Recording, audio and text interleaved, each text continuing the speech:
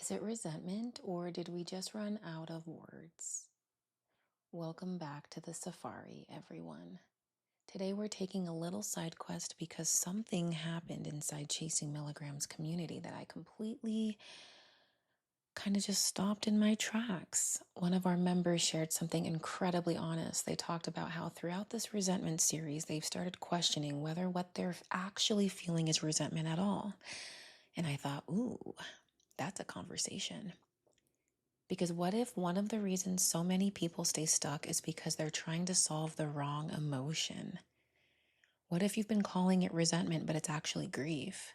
What if you've been calling it anger and it's actually disappointment? What if you've been calling it resentment because that's the only crayon you've been handed? That's where we're going to start today. The 4-crayon problem. All right, let's get into this. One of the things that this particular community member wrote was that for most of his life, he operated as though he had only 4 emotions: happy, anger, tired, silent. And I laugh because honestly, same. I think many of us grew up emotionally illiterate, not because we're stupid. It has something to do with understanding the depth behind these emotions, right? It has nothing to do about our parents failing us or anything like that. It's just the lack of emotional education. It wasn't a thing. Most families didn't sit around the table discussing emotional granularity. Nobody was handing us emotional wheels. Nobody was teaching us the difference between disappointment and grief. So we have to understand something. What's frustration? What's resentment? What's sadness and disillusionment? So then what happened? We got handed 4 crayons and we're told to paint a mural with those. Now, every emotion that we have is shoved into those 4 categories. I'm going to put the emotional wheel in the show notes so y'all can kind of look at it. The older I get, the more I realize how much suffering comes from mislabeling our experience or other people mislabeling it for us. One thing this person said that really stood out to me was, quote, I often end up naming my emotions according to how they are perceived by others rather than what I genuinely believe them to be, unquote. Sit with that for a moment. How many of us do that? Someone tells us we're angry, we're defensive, we're resentful, we're cold. We start adopting those labels because we don't know how to describe what we're experiencing within ourselves. That's the problem, because the intervention depends on the emotion. You're not just going to address grief the same way you would address resentment. You're not going to address disappointment the same way that you address anger either. But let's understand something, because if everything gets labeled resentment, then resentment becomes the problem when it might not actually be the problem. I had someone in my comments, this person actually went to grad school with me, and she was mentioning her therapist was saying to her, resentment isn't necessarily an emotion that you can process through like you can with anger. I don't know. I disagree. Let me see something real quick though. I'm going to go find that comment so I can read what I said to her. Give me just a moment while I find that. Okay, so this is what I responded to her. I said, I actually disagree with the therapist, and here's why. Because resentment is a tricky emotion. We play a role in it. That's why it's tricky. If there is resentment, it's probably most likely because we as individuals abandoned ourselves in some way, shape, or form. And we have to sit with that and get real honest about the percentage we play in the resentment we're experiencing. You won't be able to metabolize your resentment if you can't get honest about it. A lot of times we develop resentment because we stayed too long. We sacrificed ourselves, our needs. We're settling in situations. We didn't speak up. There was something we did not do at the cost to ourselves, which is why resentment is in the room. I'm not quite sure what the therapist was insinuating in this specific case, but I definitely do think that we can process resentment, but it does require a decision to be made. That's the part that's hard.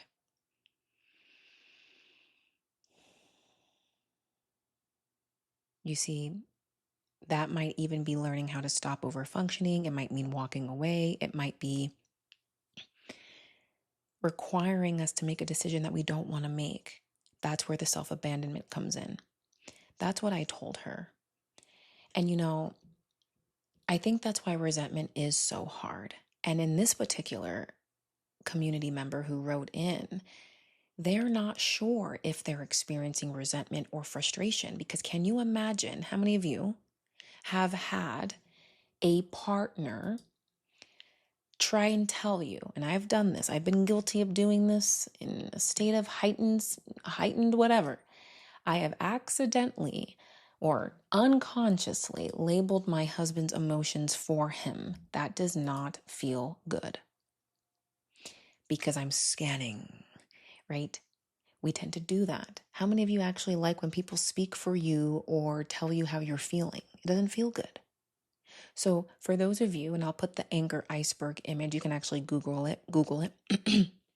That anger iceberg is a concept that many people know because anger is the visible emotion that we see on top, right? It's that tip of the iceberg. But underneath lives so many other emotions because anger is a secondary emotion, right? There can be underneath it fear, shame, loneliness, embarrassment, disappointment, rejection, helplessness, grief. There's so many emotions that can be there that creates the anger that you see externally. And what gets really interesting with this work is I feel like resentment works the same way. Many times resentment isn't actually just the primary emotion. It's the accumulation of other emotions that never got processed. We're sitting in a stew of emotions, unprocessed. It can be grief that's there too long, disappointment. And that disappointment that doesn't have a voice, it can grow, it can fester. It can also be needs that were never communicated. That's where your role comes in. Boundaries that were never enforced, expectations that have never been clarified. These are all breeding grounds for resentment. And because all of those things get stacked and compound together, that is what we end up calling resentment. But what if it's not resentment? Oh my gosh, what is happening? Oh my gosh. The question I've been sitting with all week. What if it isn't resentment? What if you're grieving or processing or recognizing reality for the first time? What if you're finally acknowledging something that you've spent years avoiding? What if you're disappointed or exhausted or disillusioned? What if you're mourning the relationship you hoped you would have? Those are very, very different experiences, and they deserve different responses. Something I see often in my couples work is that people jump straight to, I resent my partner. But when we slow down and really unpack what happens or what was happening, what we find underneath is grief. The grief of unmet expectations, the grief of who they thought their partner would become, the grief of lost years, the grief of feeling unseen, the grief of not knowing how to reach each other anymore. Now, emotional granularity. This part's important because the actual research behind this, psychologist Lisa Feldman Barrett talks about something called emotional granularity. It's our ability to accurately identify what we're feeling. And the research shows that people with higher emotional granularity tend to regulate more effectively because they're not treating every uncomfortable feeling as the same thing. Think about it. If everything is anger, then every intervention becomes anger management. If everything is resentment, then every intervention becomes resentment work. But if we can identify, okay, I'm disappointed, I'm grieving, I'm frustrated, I'm confused, I'm conflicted, I'm hurt. Now I know what is actually needing my attention, but we have to do some digging. We have to do some digging. And you can't go to therapy and make your therapist do the digging for you. So what ends up happening is that label changes the treatment and it changes the response and it changes the story. Now, here's a safari question for us data collectors. And this is where I want to leave you with this, okay? What if part of rewiring out of resentment isn't actually rewiring out of resentment at all? What if part of the journey is learning how to accurately identify what you're experiencing? This particular community member's experienced disappointment. I'm going to be completely honest. I've heard that word 3 times this week. Such a disappointment. How do we get disappointed? Let's think about that. I'm going to use myself as an example. Because when I think about resentment, I think about expectations I've had and how they weren't met. I think about things I should have said, things I should have done, things I should have enforced. One of the things that I'm noticing creates gridlock is if we can't name it, we can't navigate it. And a lot of us, we don't know how to name it because who was modeling it? Who was modeling it? If we can't distinguish disappointment from resentment, or grief from anger, or frustration from betrayal, we're going to keep trying to solve problems that aren't actually there. So this week's field question is simple. If resentment wasn't available as a label, what would you call what you are feeling? Anyone? Anyone? And if you're brave, I'd love for you to drop your answer in the community, in the comments, wherever you find this recording floating around out there. Share. Let me see if I can begin. I'm going to be completely honest here, because when I think about the resentment that I've been experiencing in my marriage, I think it comes from expectations. And I didn't really have much expectations from marriage because I was afraid of getting married. I was like, I don't want to get married. I'm not trying to get out of here. I'm not going to pay to get divorced. All of these narratives, right? I think to myself, my resentment comes from this expectation. And as a military wife, right, a military spouse, leaving my entire life in California to follow my husband on this journey, I feel resentment. But is it resentment? Let me explain. I experience grief. I left my family. I left my friends. I miss my California. I miss my nature spots. I miss grass. I miss the weather. And that has left a void in me. And you know what's interesting when I think about this is when I was single, I used to journal. I mean, I still do a lot of journaling. And I was going back into the archives and I was looking at some of the things that I was speaking to myself at the time of being single. And one of the biggest things was this fear of centering my entire life around a man. Ironic, right? Because when you're a military spouse, all you have is your partner, because you're in different states. You got to start all over. And every time you move, that creates panic child energy.